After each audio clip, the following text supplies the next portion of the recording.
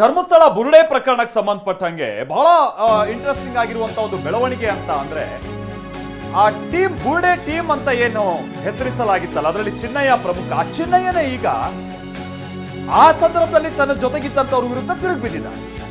ಅದು ನಿಮ್ಗೆಲ್ಲ ಹಿಂದೆ ಗೊತ್ತಿದ್ದಂತ ವಿಚಾರಣೆ ತಿರುಗಿಬಿದ್ದಂಥದ್ದು. ಬಟ್ ಈಗ ಒಂದು ಹೆಜ್ಜೆ ಮುಂದಕ್ಕೆ ಹೋಗಿ ಹೈಕೋರ್ಟ್ ನಲ್ಲಿ ರಿಟ್ ಅರ್ಜಿಯನ್ನ ಸಲ್ಲಿಸಲಾಗಿದೆ.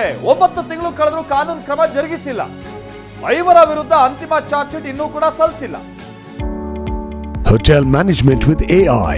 Join IIHM, International Institute of Hotel Management. High court ನಲ್ಲಿ ರಿಟ್ ಅರ್ಜಿಯಲ್ಲಿ ಚಿನ್ನಯ್ಯ ಕೆಲ ಆರೋಪಗಳನ್ನ ಮಾಡಿದ. ವಿಠಲ್ ಗೌಡ, ಮಹೇಶ್ ಶೆಟ್ಟಿ ತಿಮರೋಡಿ, ಜಯಂತು, ಗಿರೀಶ್ ಮಟ್ಟಣ್ಣನವರ್, ಈ ಯೂಟ್ಯೂಬರ್ಗಳಾಗಿರುವಂತಹ ಅಜಯ್ ಹಾಗೆ ಸಮೀರ್ ಇವರುಗಳ ವಿರುದ್ಧ ಚಿನ್ನಯ್ಯ ಆರೋಪಗಳನ್ನ ಮಾಡಿದ್ದಾನೆ. ಷಡ್ಯಂತ್ರಕಾರರ ರಕ್ಷಣೆಗೆ ನೋಡಿ SIT ಅನ್ನ ರಚನೆ ಮಾಡಿದಂಥದ್ದು ಚಿನ್ನಯ್ಯ ಅಂಡ್ ಟೀಮ್ ವಿರುದ್ಧ ತನಿಖೆ ಮಾಡೋದಕ್ಕೆ. ಈಗ ಚಿನ್ನಯ್ಯ ರಿಟ್ ಅರ್ಜಿಯಲ್ಲಿ ಏನ್ ಹೇಳಿದ್ದಾನೆ ಅಂತ ಅಂದ್ರೆ SIT ಕ್ವಿಕ್ ಆಗಿ ಕ್ರಮ ತೆಗೆದುಕೊಳ್ತಾ ಇಲ್ಲ. 9 ತಿಂಗಳಾಗಿದೆ, ಇವ್ರ 5 ವಿರುದ್ಧ ಕಾನೂನು ಕ್ರಮ ಜರುಗಿಸಿಲ್ಲ. ಯಾಕಿದು?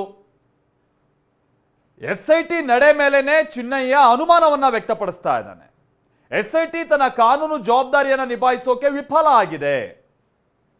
ಅಷ್ಟೇ ಅಲ್ಲ, ಚಿನ್ನಯ್ಯ ಈ ಹಿಂದೆ ಆದಾಯದ ಮೂಲ ಎಲ್ಲ ಬಾಯ್ಬಿಟ್ಟಿದ್ದಂತೆ SIT ತನಿಖೆ ಸಂದರ್ಭದಲ್ಲಿ. ಏನೂ ಮಾಡಿಲ್ಲ ಇಲ್ಲಿ ತನಕ. ಧರ್ಮಸ್ಥಳ ಹೆಸರಿಗೆ ಚ್ಯುತಿ ತರೋಕೆ ಕೇರಳದಿಂದ ಫಂಡಿಂಗ್ ಆಗಿದೆ ಅಂತ ಸ್ವತಃ ಚಿನ್ನಯ್ಯ ರಿಟ್ ಅರ್ಜಿಯಲ್ಲಿ ಉಲ್ಲೇಖ ಮಾಡಿದ್ದಾನೆ. ಆಮೇಲೆ ಚಿತ್ರದುರ್ಗದ ಶ್ರೀಮತಿ ರಮಾ ನಾಗರಾಜ್ ಇವರೇ ಆದಾಯದ ಮೂಲ. ರಮಾ ನಾಗರಾಜ್ ಅನ್ನುವಂಥ ಹೆಸರನ್ನ ಮೇಲಿನ ಮೇಲೆ ಉಲ್ಲೇಖ ಮಾಡಿದ್ದಾನೆ. ಗಿರೀಶ್ ಮಟ್ಟಣ್ಣನವರ್ ಹಾಗೆ ತಿಮರೋಡಿ ಜೊತೆ ರಮಾ ಸಂಪರ್ಕವನ್ನ ಹೊಂದಿದ್ದರು. ಚಿತ್ರದುರ್ಗದ ರಮಾ ವಿಚಾರವಾಗಿ ಅವ್ರು ಹೇಳಿರೋದು. ಮಟ್ಟಣ್ಣನವರ್ ಹಾಗೆ ತಿಮರೋಡಿ ಧರ್ಮಸ್ಥಳದ ವಿಚಾರವಾಗಿ ಹೋರಾಟ ಮಾಡ್ತೀವಿ ಅಂತ ಹೇಳ್ಕೊಂಡು ಒಂದು ಕೆಟ್ಟ ಕಳಂಕ ತರೋದಕ್ಕೆ ಹಣ ಸ್ವೀಕರಿಸ್ತಾ ಇದ್ರು ರಮಾಯಿಂದ. ಈ ತರ ಎಲ್ಲ ಚಿನ್ನಯ್ಯ ತನ್ನ ರಿಟ್ ಅರ್ಜಿಯಲ್ಲಿ ಆರೋಪ ಮಾಡಿದ.